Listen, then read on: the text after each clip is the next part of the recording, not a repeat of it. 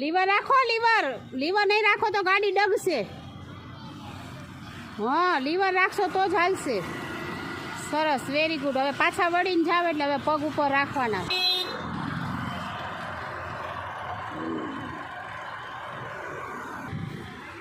હા, એમ લીવર રાખો તો હાલે ને ગાડી.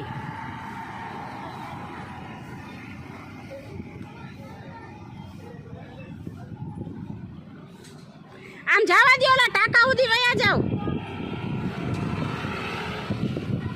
જવા દો સીધા.